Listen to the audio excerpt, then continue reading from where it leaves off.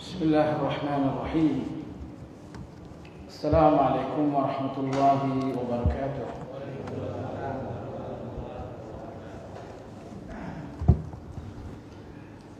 إن الحمد لله نحمده ونستعينه ونستغفره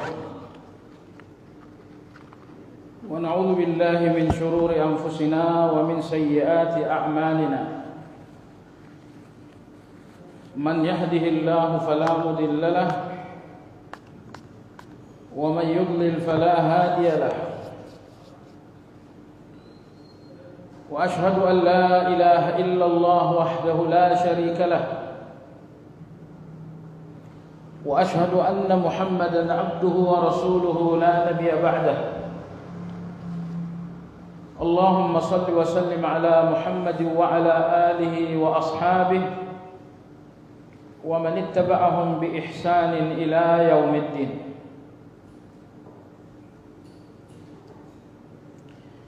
يا أيها الذين آمنوا اتقوا الله حق تقاته ولا تموتن إلا وأنتم مسلمون.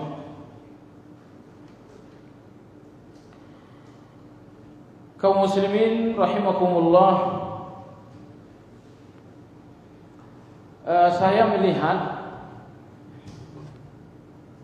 orang-orang yang membaca Al-Quran penuh dengan keyakinan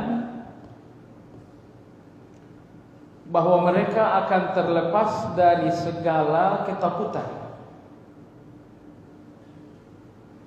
Sebab Al-Quran ini memberikan keberanian.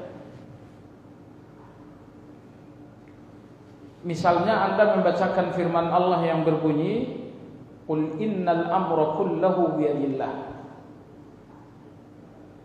Katakanlah bahwa segala persoalan di tangan Allah keputusannya.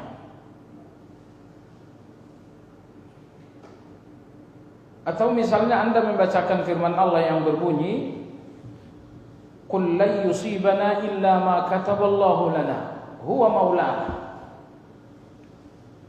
Katakanlah tidak akan terjadi musibah apapun terhadap kami kecuali jika itu memang telah ditetapkan oleh Allah. Atau misalnya Allah Subhanahu wa taala berfirman, "Innallaha huwar razzaq dzul quwwatil matin." Sesungguhnya Allah dialah yang Maha memberi rezeki. Jadi ayat-ayat seperti ini bukan jumlahnya puluhan, tapi ratusan atau jangan-jangan ribuan.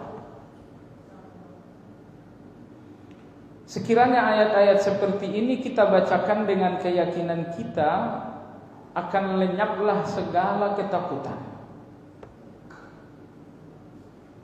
Maka membaca Al-Quran penuh dengan perenungan dan keyakinan adalah sumber dari segala keberanian. Jadi kapanpun Anda takut dengan sebuah situasi, segera baca Al-Quran. Baca Al-Quran, fahami maknanya, kemudian imani dan yakini makna-maknanya. Niscaya akan Anda temukan kekuatan berupa keberanian. Terlebih lagi dalam situasi seperti ini, jamaah sekalian, lebih banyaklah membaca Al-Quran, agar setiap ayat-ayat Al-Quran, terkhusus ayat-ayat yang memberikan motivasi, menghilangkan ketakutan-ketakutan kita. Baiklah, kajian akidah malam hari ini halaman 236. Halaman 236. Penulis berkata, "Wa ahlus sunnati wal jama'ati yakhafuna min 'uqubati kufrin ni'mati wa jahdiha. Walidha tarahum ahrasan nasi syukran wa hamdan lillah wa adwamahum 'alayha fi kulli ni'matin saghiratin kanat aw kabirah." Beliau mengatakan bahwa ahlus sunnah wal jamaah adalah orang-orang yang selalu dibayang-bayangi ketakutan terhadap azab Allah kalau mereka kufur terhadap nikmat Allah. Inilah ahli sunnah. Mereka melihat nikmat itu sebuah tanggung jawab, dan tanggung jawab terbesar di dalam nikmat adalah menunaikan syukur. Dan ahli sunnah wal jamaah sangat khawatir, sangat takut azab akan datang menghukum mereka kalau sampai mereka tidak mampu menunaikan kewajiban syukur atas nikmat. Jamaah sekalian yang saya hormati, saya pribadi gitu ya, saya berpikir, mungkinkah seseorang lepas dari keharusan bersyukur 1 detik saja? Jawabannya tidak. 1 detik pun tidak ada kelolosan bagi setiap manusia untuk tidak berzikir, untuk tidak bersyukur. Karena nikmat Allah tidak datang di dalam per jam atau per hari, tetapi nikmat Allah itu ada di setiap detik. Jadi kalau di setiap detik terdapat nikmat Allah yang notabene enggak terhitung, lantas kapan kita berhenti bersyukur? Jadi tidak ada waktu untuk siapapun berhenti bersyukur karena nikmat Allah ada di setiap detik umur kita. Masalahnya tidak semua kita menyadari nikmat itu. Karena sebagian kita hanya menyadari nikmat yang ada hubungannya dengan makan dan minum, yang ada hubungannya dengan syahwat dan hawa nafsu. Kesehatan ini jamaah sekalian, Allah jaga untuk Anda di setiap detik usia. Dan tidak terasa kesehatan yang sangat mahal ini kecuali ketika Allah mengambilnya dengan sakit. Jadi mudah-mudahan apa yang saya katakan ini sebuah evaluasi bagi kita bersama, bahwa sesungguhnya tidak ada waktu sedetik pun untuk tidak bersyukur. Karena nikmat itu ada di setiap detik usia kita. Penulis berkata, walidha tarahum ahrasan nasi syukran wa hamdan lillah. Maka orang yang paling sungguh-sungguh bersyukur dan memuji Allah adalah ahli sunnah wal jamaah. Ulama-ulama kita mengatakan bahwa Allah tabaraka wa ta'ala tidak pernah menghentikan nikmatnya agar hati kita semakin lembut kepada Allah. Karena banyak orang yang berhati keras untuk Allah. Allah mengatakan jangan makan riba, hatinya keras. Kata dia, ntar dulu.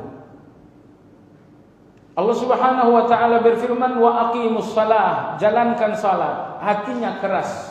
Kata dia, antar dulu. Maka Allah tidak pernah menghentikan nikmat agar setiap nikmat itu melembutkan hati kita untuk Allah, untuk perintah-perintah Allah dan untuk larangan-larangan Allah. Wa adwamahum 'alaiha fi kulli ni'matin saghiratin kanat aw kabirah. Dan orang yang paling mendawamkan syukur dan puji hanyalah ahli sunnah, bersamaan dengan nikmat yang kecil ataupun yang besar. Dawamus syukur. Dawamus syukur, orang-orang beriman itu bersyukur terus menerus, enggak pernah berhenti. Sekali lagi saya katakan, coba sebutkan 1 detik saja dalam usia Anda tanpa nikmat. Jawabannya tidak ada. Kalau begitu di setiap detik usia Anda mestinya ada syukur. Dan Anda tahu hukuman yang sangat luar biasa apabila Anda lalai bersyukur. Allah berfirman, wala in kafartum inna adzabi lasyadid. Apabila ternyata kalian kufur terhadap nikmat, kalian tidak bersyukur atas nikmat, inna adzabi lasyadid, sesungguhnya azabku sangat pedih. Sangat pedih azab Allah. Ini bukan ancaman kosong. Ini kenyataan. Semua orang yang lemah bersyukur akan dihukum oleh Allah Azza wa Jalla. Begitu beratnya syukur, maka Nabi kita mengajarkan kita doa syukur. Allahumma inni ala dzikrika wa syukrika wa husni ibadatik. Ya Allah, bantulah aku agar selalu bersyukur, selalu bersyukur. Jadi banyak di antara kita yang meminta dunia kepada Allah. Padahal Anda minta, tak Anda minta, Allah akan memberikan dunia itu. Mestinya kita lebih banyak meminta ibadah kepada Allah. Antara lain, mintalah syukur kepada Allah. Ya Allah, berikan aku syukur. Ya Allah, berikan aku hati yang selalu memujimu di setiap nikmat-nikmat-Mu. Sebab kalau kita tidak minta syukur, nanti Allah tidak memberi syukur itu. Lantas dari mana kita dapatkan syukur? Anda tidak mendapatkan syukur kecuali dari Allah. Nah, kalau Anda tidak memintanya, bagaimana syukur itu ada dalam diri Anda? Maka sungguh-sungguhlah minta syukur kepada Allah. Dalam ayat lain Allah mengajari kita juga doa syukur. Rabbi auzi'ni an ashkura ni'mataka allati an'amta 'alayya wa 'ala walidayya. Ya Allah, berikan aku ilham agar selalu bersyukur atas nikmat-Mu. Perhatikan dalam ayat ini, auzi'ni, berikan aku ilham. Berikan aku ilham untuk selalu bersyukur. Karena yang menutup pintu syukur bagi seseorang adalah lalai. Terlalu manis nikmat, lalai dengan manisnya nikmat, akhirnya lupa bersyukur. Dan tidak ada yang membangunkan lalai dan lupa kita kecuali ilham. Makanya kita minta ilham supaya tidak pernah lalai. Auzi'ni, berikan aku ilham. Ilham apa? An ashkura ni'mataka allati an'amta 'alayya. Berikan aku ilham agar senantiasa bersyukur di setiap nikmat-nikmat-Mu kepadaku. Qala an-nabiy sallallahu alaihi wasallam, Nabi sallallahu alaihi wasallam bersabda, "Unzuru ila man huwa asfala minkum. Unzuru ila man huwa asfalu minkum. Wa la tanzuru ila man huwa fawqakum, fa innahu ajdaru an la tazdaru ni'matallah alaikum." Nabi sallallahu alaihi wasallam bersabda, lihatlah kepada orang-orang yang lebih rendah, dan janganlah kalian melihat kepada orang-orang yang lebih tinggi.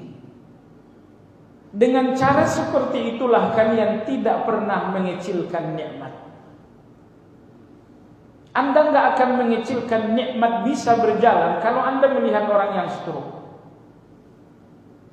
Tapi kalau Anda selalu melihat orang yang naik mobil mewah, Anda enggak akan merasakan kemampuan belajar berjalan itu sebuah nikmat.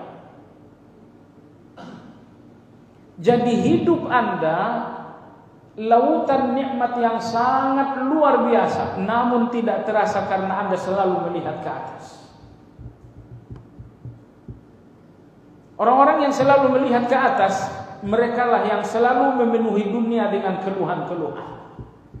Bertemu dengan 100 orang, 100 kali mengeluh. Bertemu dengan 1000 orang, 1000 kali mengeluh. Sebetulnya kalau dia mau sadar, keluhan Anda karena Anda terlalu sering melihat ke atas. Kalau kita mencoba membiasakan lihat ke bawah, ternyata enggak ada yang perlu kita keluhkan. Enggak perlu kita keluhkan gaji yang tak seberapa. Kalau melihat ke bawah ternyata banyak orang yang enggak punya gaji. Enggak perlu kita keluhkan keadaan kita yang sakit. Karena kalau kita melihat ke bawah ternyata orang sakitnya jauh lebih parah dari kita. Maka orang yang paling menikmati hidup mereka yang selalu memandang ke bawah. Orang yang selalu ridha dan puas terhadap Allah di atas pemberian-pemberian Allah adalah orang-orang yang selalu melihat ke bawah. Siapa mereka? Mereka adalah ahli sunnah. Berikutnya penulis berkata, wa ahlus sunnati wal jama'ati yatahallawna bimakarimil akhlaq wa mahasinil a'mal. Ahlus sunnah wal jamaah adalah orang-orang yang selalu menghias diri dengan akhlak yang mulia dan perbuatan-perbuatan yang baik. Itulah perhiasan orang-orang yang mulia. Jemaah sekalian, kalau ada seseorang yang kita namakan ganteng, ini orang ganteng betul, coba lihat hidungnya, lihat matanya, semuanya selaras. Betapapun seseorang ganteng, tapi itu relatif.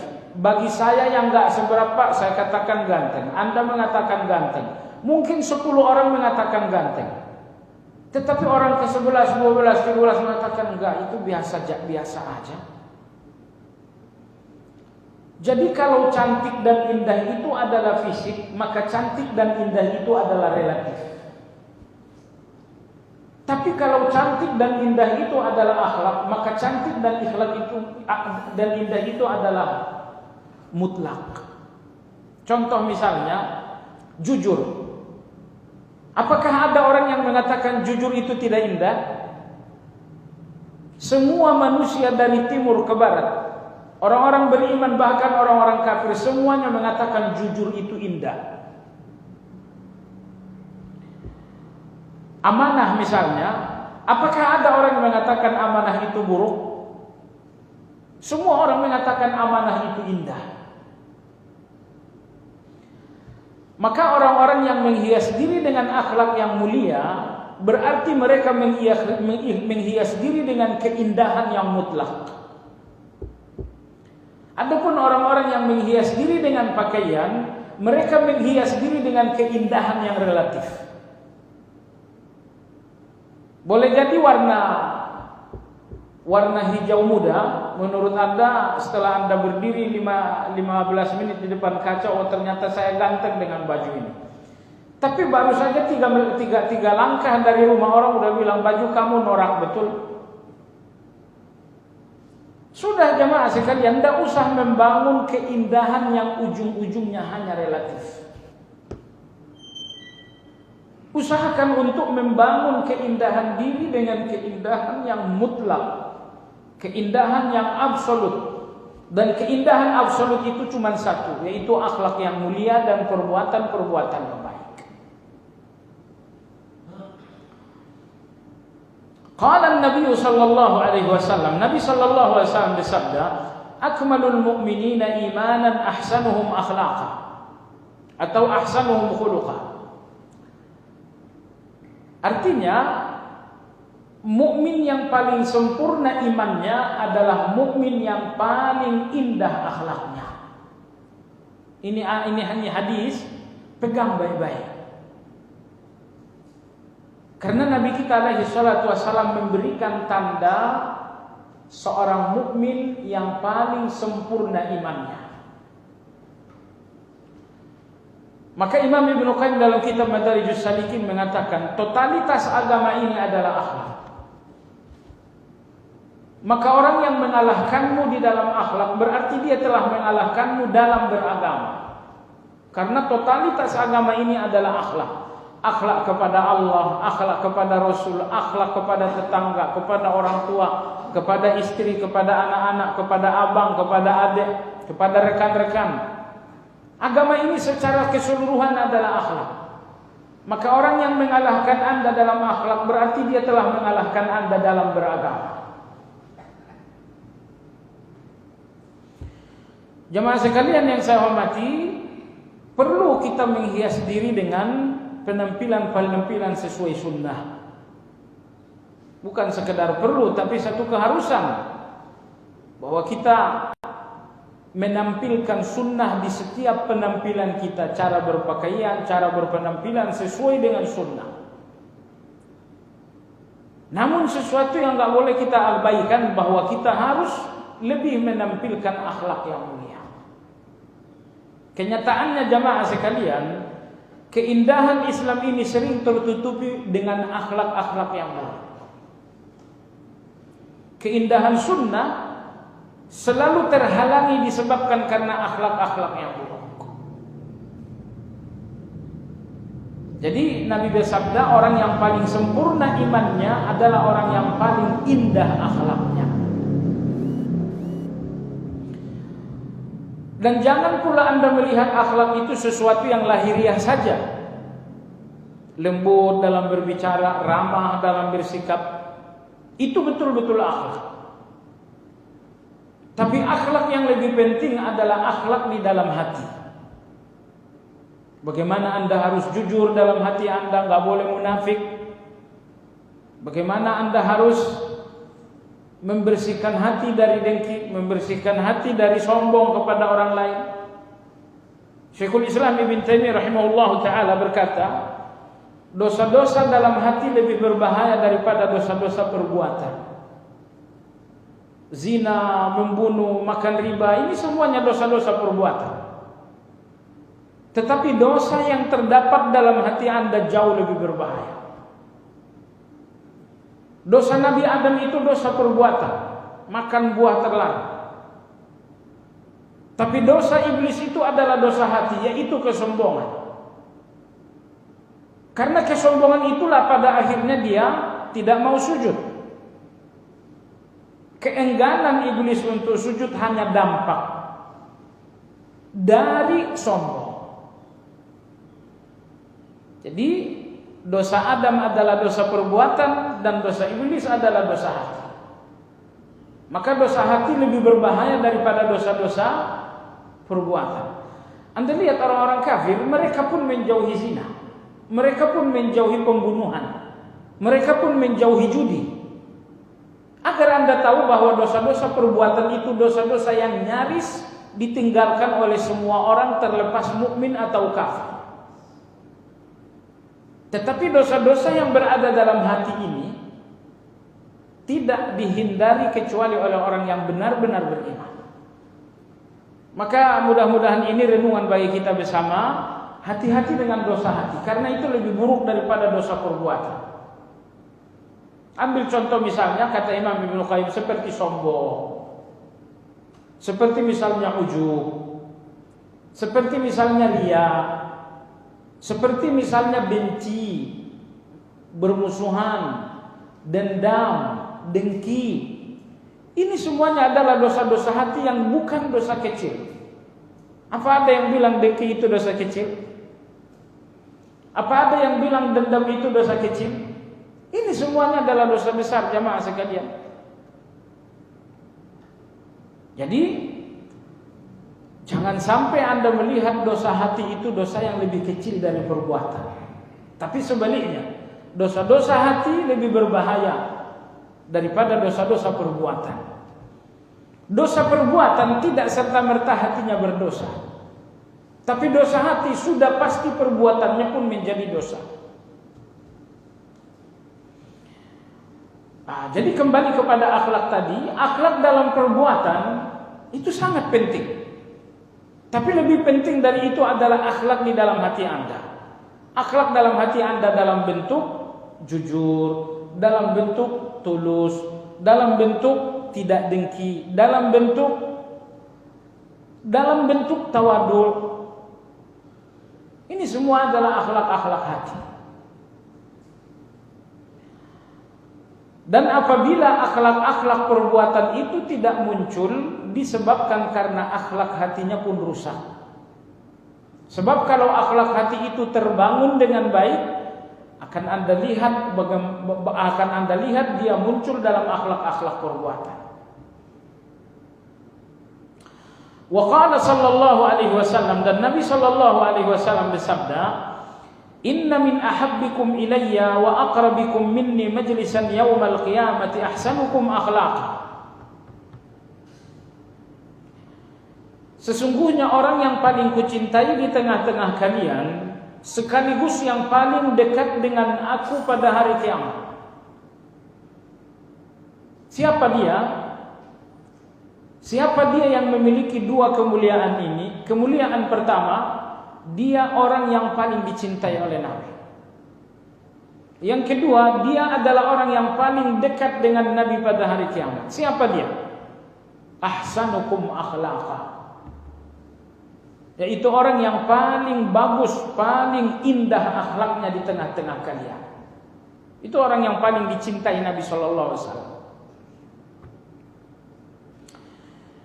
Jemaah sekalian yang saya hormati, ulama-ulama kita kemudian berbeda pendapat mengenai apa yang menjadi induk-induk dari akhlak. Jadi ada pembicaraan seperti ini di kalangan ulama, induk akhlak. Dinamakan induk akhlak karena apabila Anda memilikinya, niscaya Anda akan memiliki akhlak-akhlak yang lain. Jadi sekali lagi, kalau Anda memiliki induk-induk akhlak, misalkan induknya ada 4, berarti Anda akan memiliki puluhan atau ratusan akhlak-akhlak yang lain.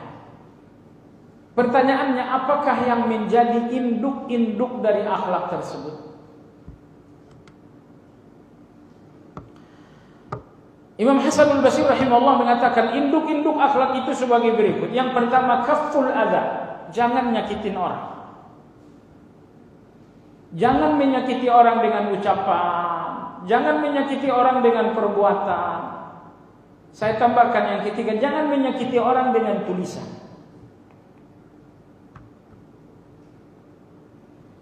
Beberapa waktu lalu ada yang meninggal. Ya. Lalu muncullah sumpah serapah yang luar biasa di media sosial. Sumpah serapah Anda kenapa tidak disampaikan kepada yang bersangkutan sewaktu hidup? Dulu dia masih hidup, kenapa tidak berani sumpah serapah? Setelah dia meninggal dunia, Anda tumpahkan sumpah serapah di media sosial. Yang Anda lakukan bahwa Anda sedang menyakiti keluarga yang sedang hidup. Istrinya hidup, anak-anaknya hidup, keluarganya hidup. Itulah orang yang sedang Anda sakiti dengan sumpah serapah itu. Sekiranya Anda orang yang pintar, Anda orang cerdas, sumpah serapah itu secara gentleman akan Anda sampaikan kepada yang bersangkutan sewaktu hidup. Jadi induk akhlak nomor 1 adalah kaful adza, jangan menyakiti siapapun. Jangan menyakiti siapapun. Subhanallah. Sadarkah Anda jemaah sekalian, ketika Anda menyakiti seseorang, kemudian ia mengadu kepada Allah Azza wa Jalla. Dia tidak mengadukan Anda kepada manusia yang, kalau dia mengadu kepada manusia Anda akan lolos. Tapi dia mengadu kepada Allah Subhanahu wa taala. Anda tahu apa yang akan terjadi? Ini induk akhlak yang pertama, jangan menyakiti siapapun. Agama ini agama yang paling mulia. Sehingga di antara bentuk menyakiti dalam agama adalah wailul likulli humazatil lumazah. Sekedar isyarat mata itu bisa menjadi sesuatu yang menyakitkan bagi orang lain. Jadi tidak perlu Anda harus memukul baru dinamakan menyakiti. Tidak perlu Anda harus sumpah serapah dengan kata-kata yang kajam supaya dinamakan menyakiti. Dalam agama kita, sekedar isyarat pun bisa jadi telah menyakiti orang lain.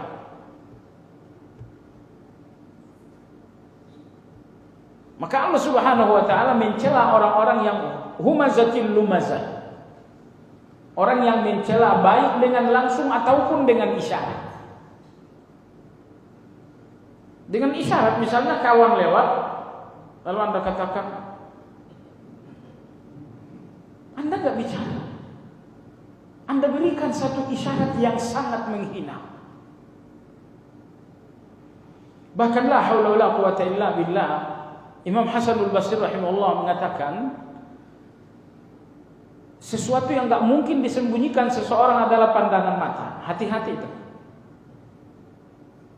Begitu seseorang lewat, kalau Anda nggak suka, pandangan mata Anda nggak mungkin menyembunyikan hati Anda. Orang lewat begini, setidaknya Anda nggak mau lihat, pura-pura baca Al-Quran. Coba lihat Anda berdusta kepada Allah. Subhanallah. Kawan Anda lewat. Kebetulan ini rival Anda, ini lawan Anda. Anda sedang membaca Al-Quran. Begitu dia lewat, Anda pura-pura lanjutin baca Quran. Dalam pandangan Allah, Anda model seorang manusia model apa? Baca Quran Anda itu masih berpahala enggak sih? Ketika itu justru pelarian Anda agar tidak bertegur sapa.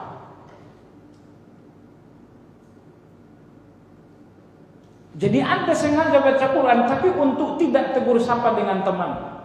Ya salam la haula wala quwata illa. Kenapa kita enggak jujur kepada Allah? Inilah ibadah-ibadah dusta itu. Inilah ibadah-ibadah dusta. Sengaja ngaji sebenarnya supaya enggak ngobrol, supaya enggak tegur sapa dengan teman. Kamu ada, kirain enggak ada tadi. Kirain enggak ada. Kirain enggak ada, bagaimana tadi yang terlihat dia datang? Kirain enggak ada. Sengaja membuat kata-kata seolah-olah Anda enggak salah.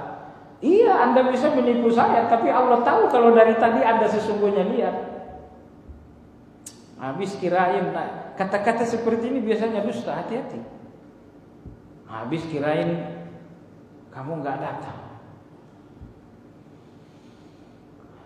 Baik jemaah sekalian, hati-hati dengan akhlak ini. Maka induk akhlak pertama, kata Imam Hasan al-Basri, jangan menyakiti seorang dengan ucapan, dengan perbuatan, bahkan dengan sekedar dengan isyarat sekalipun jangan. Yang kedua, induk akhlak yang kedua, badlun nada, bantu orang yang perlu dibantu. Ya, bantu orang yang bisa dibantu. Dan bantuan sesuai dengan orang. Kalau saya guru ngaji, bantulah orang yang belum bisa ngaji. Kalau Anda pejabat, bantulah orang yang perlu diringankan bebannya. Nomor 2, bantu. Imam Ibnu Qayyim rahimahullah, beliau bercerita tentang gurunya Syekhul Islam Ibn Taimiyah. Kata Imam Ibnu Qayyim, aku belum pernah menemukan seseorang yang sangat sungguh-sungguh membantu orang lain lebih dari Syekhul Islam.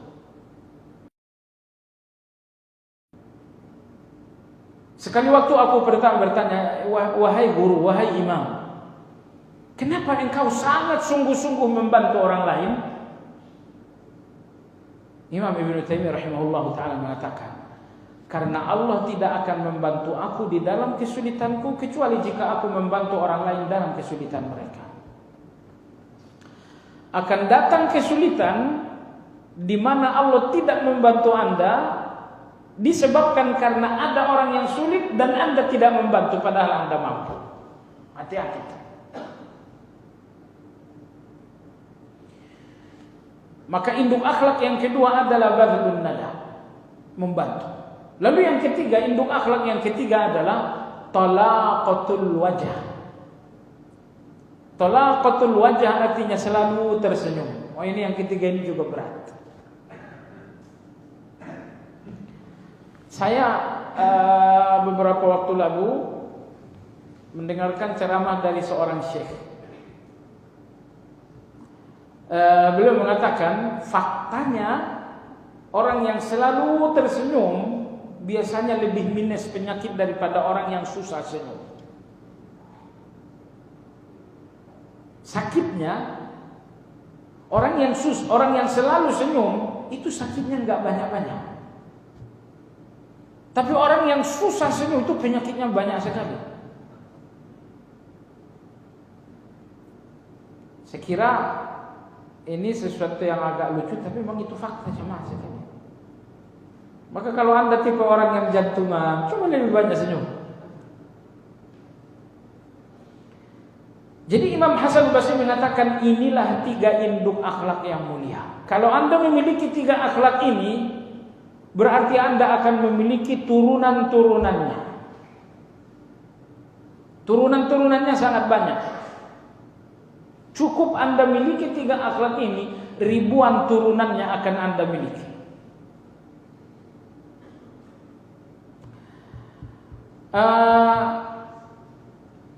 Imam Al-Qurtubi rahimahullah mengatakan justru induk akhlak yang mulia itu terdapat dalam firman Allah, wa'mur bil 'urfi. khudhil afwa wa'mur bil 'urfi wa a'rid 'anil jahilin. Ini 3. Khudhil afwa. Jangan pernah berhenti memaafkan orang. Jangan pernah berhenti memaafkan orang lain. Dan saya katakan itu sangat berat. Memaafkan orang lain itu sangat berat. Semalam saya lewat di jalan alternatif pulang ngaji. Tiba-tiba di depan saya ada lubang. Otomatis saya harus belok. Begitu saya belok ternyata ada yang mau kena. Sumpah serapah terhadap saya. Oh, saya lihat juga. Oh, ini orang kalau saya berhentikan mungkin dia nggak menang kali dengan saya. Tapi saya guru ngaji. Nanti lagi saya pukulin ada orang yang lewat. Udah saya ngebut aja udah.